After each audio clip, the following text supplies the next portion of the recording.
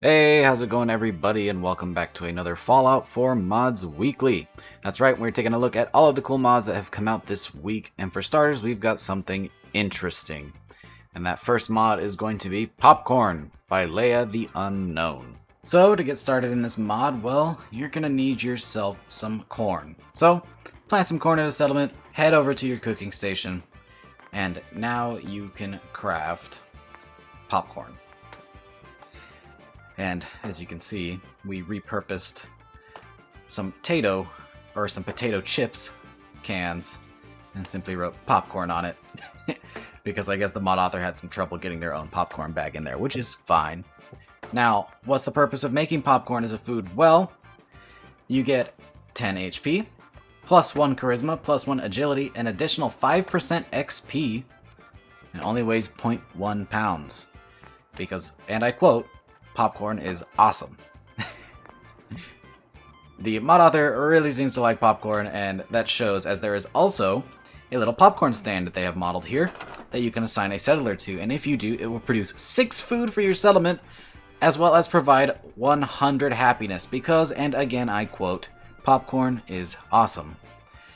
And popcorn is indeed awesome because not only is this mod available for PC, but Xbox as well, so if you want a new alternative food and happiness source, this is an interesting mod to check out. But it is a valid point. Corn has existed in Fallout 4 forever, and it doesn't have a ton of use aside from, say, vegetable starch. It is a poor food source, and it kind of stops there. But now you can turn it into something nice and fun and cool. And hopefully that mod author figures out how to get that popcorn bag into the game, because that would be pretty sweet to have sitting around at your settlement. And if you're okay with super non-lore friendly settlements, you might as well throw a home theater in and stick one of these in there as well, and that would be pretty cool. So yeah, that's the popcorn mod. Go check it out, linked in the description. For our second mod today, we actually have a mod that we reviewed not too long ago, and that is the Modern Warfare Sentry turret by IceStormNG. But just to go over it again, it is a very awesome replacement for the vanilla turrets. Not that it actually replaces them, but rather adds an additional turret, but once this is installed, I doubt you'll be using the vanilla ones much longer. There are 3 varieties of these turrets here, all with different requirements. So you have the Mark 1, Mark II, and Mark 3, which require gun nut 1, 2, and 3 respectively. Each of which does more damage and has a faster fire rate than the last. This makes it so that it's not overpowered at the start. You actually have to work your way up to get to that really strong turret at a higher level, which is really cool to see a nice sense of progression for these super awesome turrets. On top of that, these things have a really awesome firing sound.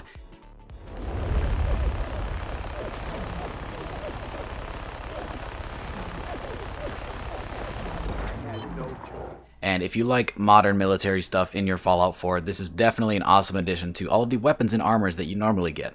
Having something to put in your settlement to actually defend it is really neat. On top of that, there are 2 versions of this mod, one of which has a frenzy feature and the other does not. And that frenzy feature means that if you shoot out the targeting system or an opponent does, then the turret will actually frenzy, which apparently is a feature in the base game that I think a lot of people didn't know about.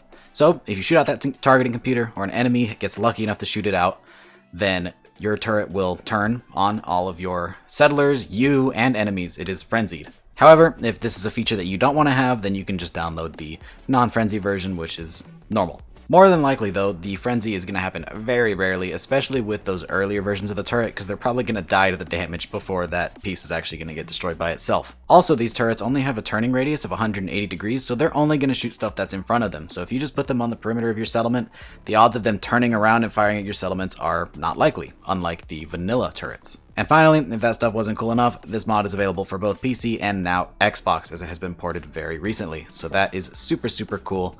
Congrats to you Xbox users.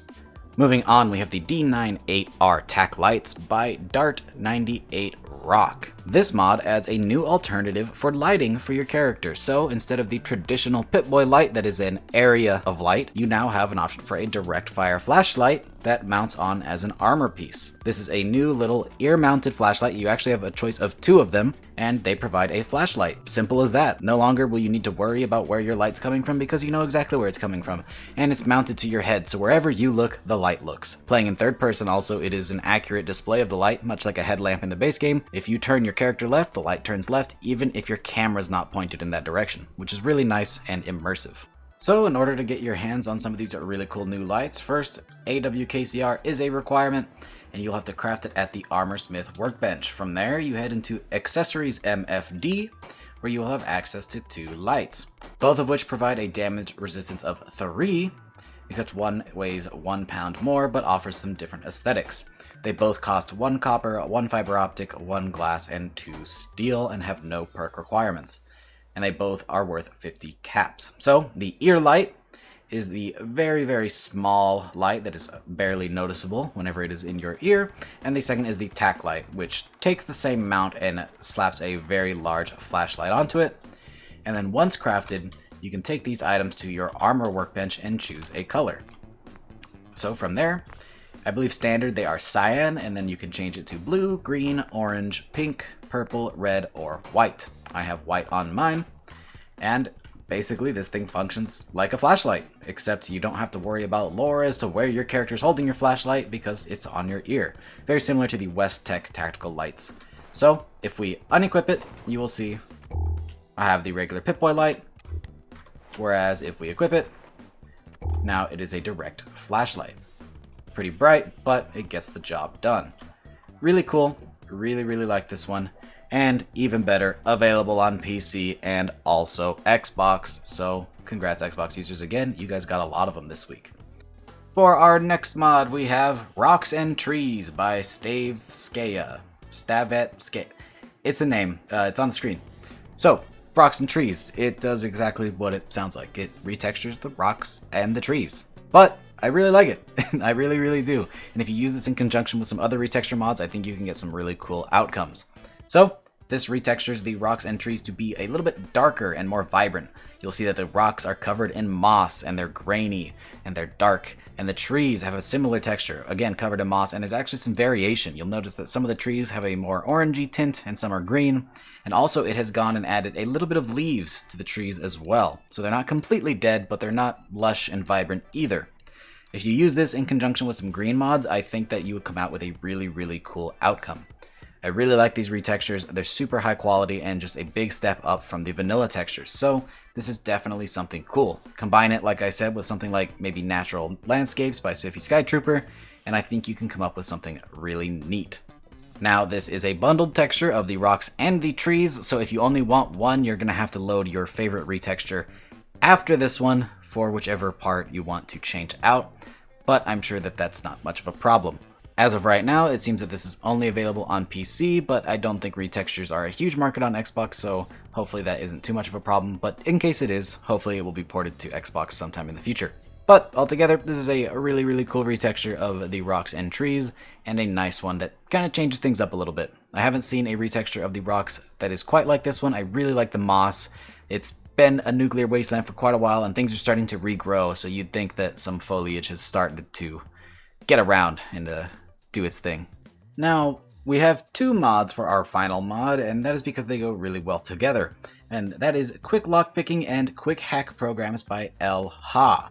So these mods function very interestingly. There have been a lot of alternatives to lockpicking and hacking before, but I really like the way that this one handles it. So here we have a door, and we have 2 options. We have the advanced and the quick unlock. Now the advanced is just because it is an advanced lock, and if we were to select that, it would take us into the normal lockpicking minigame.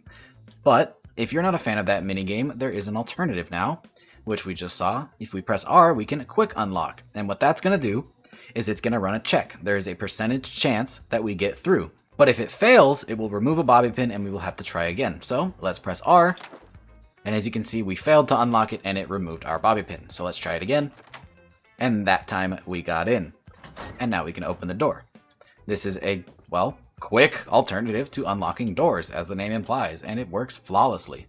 Very cool, and similar to an RPG aspect if you don't like the minigames. Let's try the same feature on a terminal. Luckily we have another one here in Watts Consumer Electronics. If we head up these stairs, there should be a terminal right here that is not locked. Okay, let's find another terminal. Alright, after some searching we have arrived in Sanctuary, where there is a locked terminal that we have yet to open. So, as you can see, similar to the lockpicks, we have a little novice option and the quick hack option. However, it's not as simple as just attempting it. You actually need to craft at the chemistry station some new items. And those would be the primitive hacking program, the complex hacking program, and the magnificent hacking program, each of which for different difficulties of locks to hack. So we've gone ahead and crafted ourselves a few, and we are going to attempt to quick hack. And as you saw, I got in first try. Now the reason is because we actually had a magnificent hacking program, and that's what got used. So whenever you attempt to hack a terminal, it actually uses the best program in your inventory, which we had the magnificent, and that significantly increases your odds. So if we only had a primitive one, say, it may have taken 1 or 2 tries and it would have used those hacking programs. So that's how it works, and it's a pretty cool alternative to the standard minigame. I really like this one. And with that, guys, we bring our video to a close. I hope you found some cool new mods that you want to try out for yourself. And again, they will be linked in the description as always if you want to try any of these, along with Xbox links if they are available. Before I plug my own stuff, I do want to urge you guys to go and support these mod authors. It is my goal to keep this community alive and keep busting out Fallout 4 content, but it is a big thanks to all of these mod authors who spend their time making these mods, and it's because of them that we have a community still. So please go check out their pages on the Nexus or wherever you can find them, and find if they have a Patreon or some way to donate and support them, because if you are willing to do that, that really helps them to keep pumping out mods and keep us enjoying this game. So with that being said, I hope you guys enjoyed the video, and if you did, drop a like. It gets us into that algorithm and gets more Fallout 4 mod recommendations to the people that want them. And consider subscribing if you like Mods Weekly or any of our modding series and you're not subscribed already. Thanks again for watching, guys, and I really do hope you enjoyed the video. Hope to see you in the next one. Peace.